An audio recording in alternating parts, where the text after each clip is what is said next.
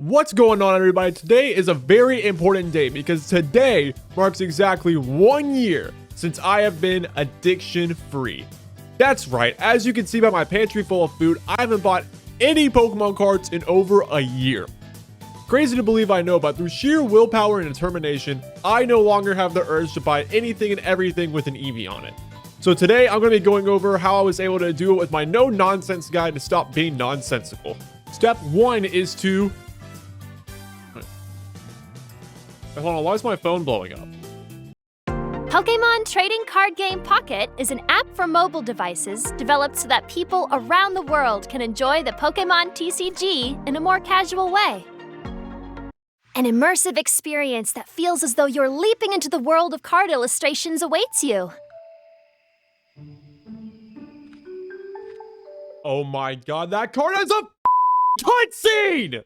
1 minute, 37 seconds later. Spare change.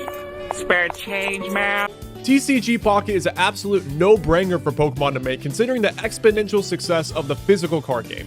It's honestly shocking that it's taken them this long to make an app like this. I mean, come on, just look at Surging Sparks right now, and... oh no. Not again. And as someone who grew up with FIFA points, Pokemon cards, and now has to deal with casinos and sports betting, you could say I'm a bit of a gambler. And once you get that gambler's high, there is no turning back. It is good to know that I'm not the only one who has this problem, because they have announced that TCG Pocket has made over $200 million in the first month of the release. Do you know how much cereal you could buy with that? But the thing is, TCG Pocket doesn't come off as a cash grab in the slightest. You can very easily have a fun time playing without spending a penny on the game.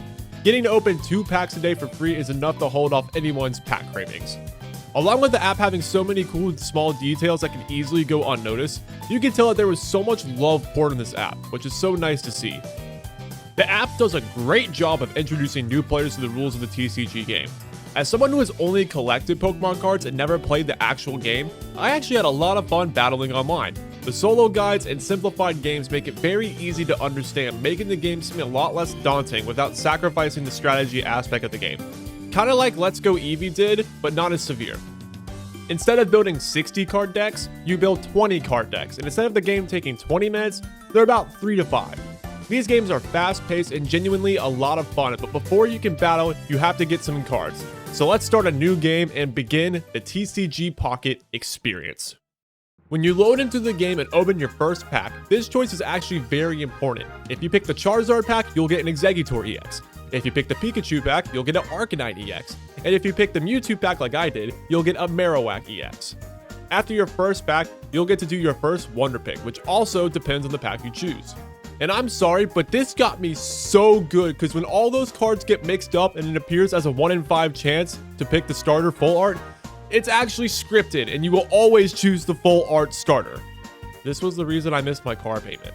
Once your stamina bar is full, you can open another pack, getting to choose from any of the current 3 genetic Apex packs, which offer different Pokemon in each pack. When you see the carousel of packs, you might notice that some of them are backward or even have bent corners, which is a very cool detail they added. Anytime I see these packs, I open them, and for the first few days of the game's release, I was convinced that these backwards packs always had hits. The first God pack I ever saw online was a backwards pack, and all of mine had something good.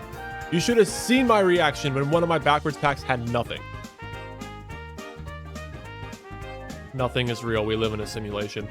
Once I opened enough packs to unlock some rental decks, I knew it was battling time, which scared me for a while because, like I said, I had never played the game and only collected the cards. This is where the missions came into play, and I never thought I would be praising tutorials, but here we are. The solo missions teach the simplified mechanics which help both new players and veterans who are used to the normal game mechanics, but it does it in a way that doesn't feel like the game is babying you like a lot of tutorials do. On top of this, doing these missions give you rewards like shop tokens. And you know what shop tokens means? More packs. And you know what more packs means? More Hungry Nights. After doing all the tutorials and step-up battles, I had a lot of tokens that I spent solely on pack hourglasses.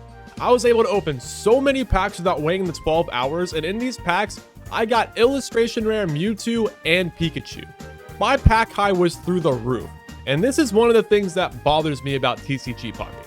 Yes, you can have a very enjoyable experience without spending any money, but when you get access to opening 10 to 15 packs in a row without spending a penny, and then having to go back to waiting 12 hours, well, what did you think was going to happen?